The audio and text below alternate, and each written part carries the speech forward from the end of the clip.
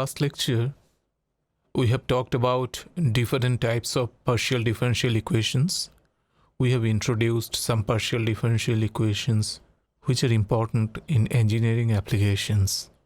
We'll now take up one such equation which is known as diffusion equation, which models heat transfer, especially in a solid, and also mass transfer as well as many other phenomena in engineering. In this lecture, we will briefly talk about the derivation of diffusion equation in the context of heat transfer. Now, this derivation itself is not an important part of numerical solution of this equation, but it helps us to understand that how we model physical system.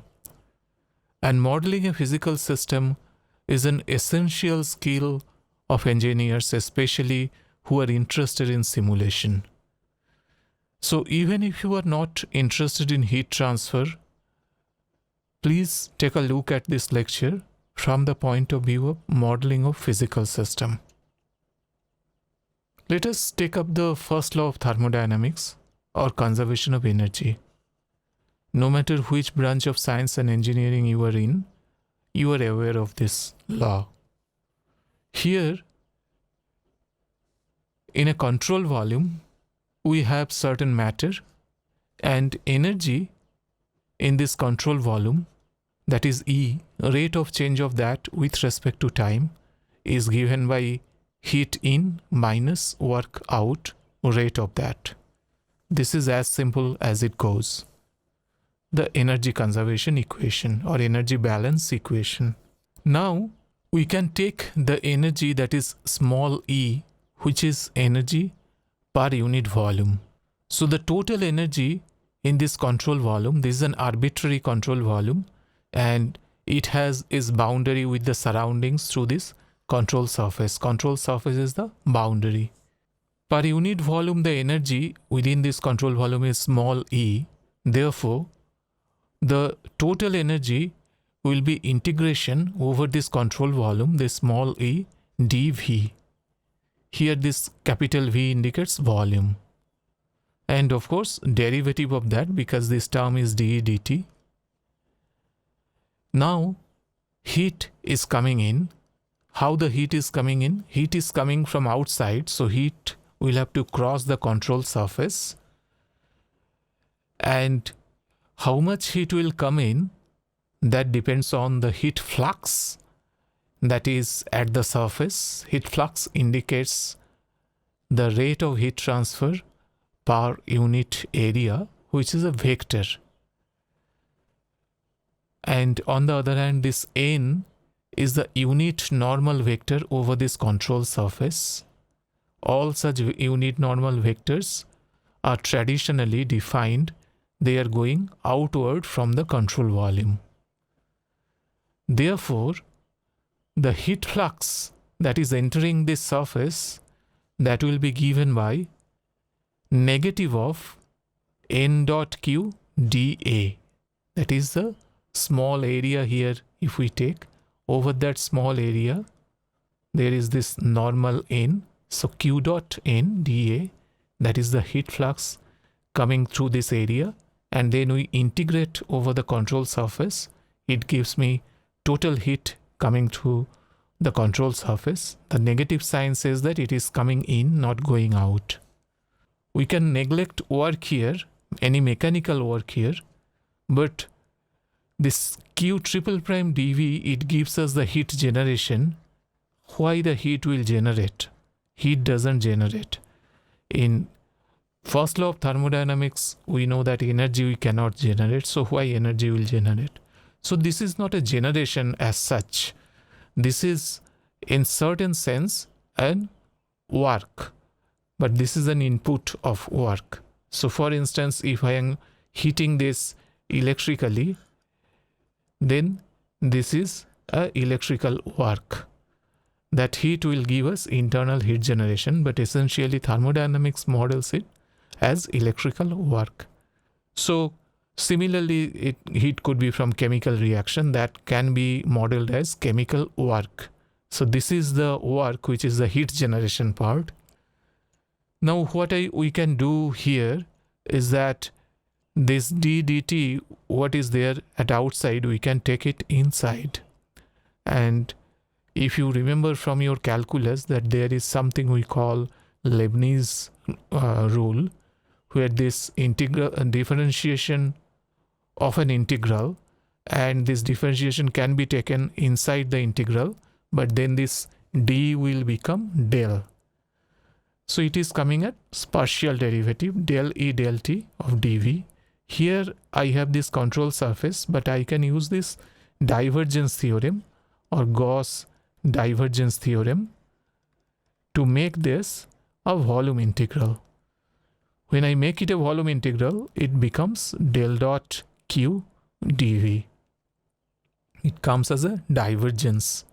Here, of course, whatever I had, that is the q triple prime dv integrated over the control volume. Now all the integrals are in CV, so I can club them up. So it gives us CV del E del t plus del dot q minus q triple prime dv equals 0.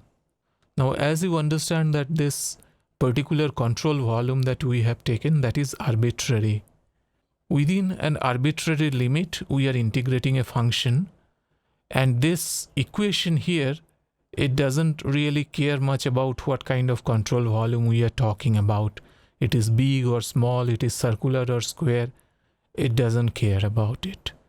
So it essentially means that you are taking an integral, let us say over certain interval fx dx, and you are getting 0 irrespective of this a and b. Now if that happens, we can say that for any a and b this integral is 0, which means that fx must be equal to 0, otherwise it cannot happen mathematically. We will not go very deep into it, but this is the physical reasoning based on which we will say that whatever there within this first bracket, that should be equal to 0, and this gives us the energy equation. Now this is not a diffusion equation yet, so let us take up this energy equation. In this energy equation we have E, we have this heat flux Q, and we have this Q double prime. So Q double prime, of course, something that we have to know, otherwise we cannot do anything. But what about this small e and q? Now we have to bring certain particular law. One such law says that in a solid I can assume this E as rho, that is density, C that is specific heat, and temperature that will give me the internal energy of a solid. And then this Q, that is heat flux, that will be given by Fourier's law of heat conduction when we are talking about a solid. So that will give me minus K gradient of temperature T, and this K is thermal conductivity.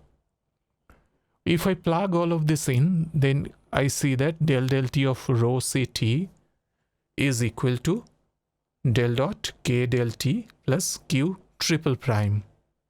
Q triple prime, of course, we have to assume that we know it. So if we know this Q triple prime, then if we know this rho C and K, then this becomes an equation of temperature capital T. We assume the material with constant property, so that from here this rho C and K I can take out of the system, and then I can divide both sides by this rho C, where it will give us this K by rho C, which will be the thermal diffusivity. Here I have Q triple prime by rho C. So as long as I know alpha and I know Q triple prime rho C, if I have appropriate boundary and initial conditions, then I can solve this equation for temperature distribution within the solid material. In a Cartesian coordinate, this del square, which is we call Laplacian, this Laplacian will be del 2 del x2, del 2 del y2, del 2 del z2. In 2D, it would be only x and y. This z will not appear. And in 1D, it would be only x. It could also be d2 dx2, depending on this time derivative exists or not. If time derivative exists, then it is partial. If time derivative does not exist, it becomes d2 dx2, which becomes a steady state condition. A problem like that we have already seen, we have already solved in ordinary differential equation. So the equation which we call diffusion equation, in general it has a nature of del T del T equals alpha del square T plus Q triple prime rho C. This is an equation of heat conduction. That is the way we have derived the equation, but its importance is far beyond heat conduction. In general, it is known as diffusion equation.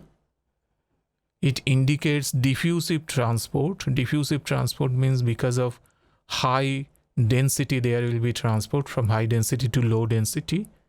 If certain substance is high here and low here, then there will be a natural tendency for transport from high to low without any base velocity. That is what is diffusive transport. It is used to model heat transfer, mass transfer, species transfer, and as I already talked about, this is an important model in calculating the migration of animals and other species, including human migration. So now to summarize, we have derived the diffusion equation in the context of heat conduction, starting from the energy balance in an arbitrary control volume. The equation is of general interest in many branches of science and engineering, and therefore we'll spend some time on this equation. We'll solve this equation numerically using different techniques. We'll study these techniques in detail. We'll look at the program. This would be a big part of our partial differential equation calculation. As an exercise, you take a two-dimensional system and take a small rectangular control volume.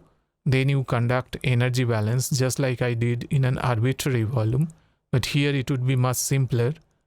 You conduct energy balance over these surfaces, balance them to get the unsteady heat conduction equation. As I said, this by itself may not be of your interest. You may not be interested in heat transfer at all. But balancing certain quantity over a control volume is an important skill for engineers who wants to be in modeling and simulation. So from that point of view, you approach this problem. You can also take help from online materials as well as any standard heat transfer textbook. That's all for this lecture. Thank you, and I'll see you in next class.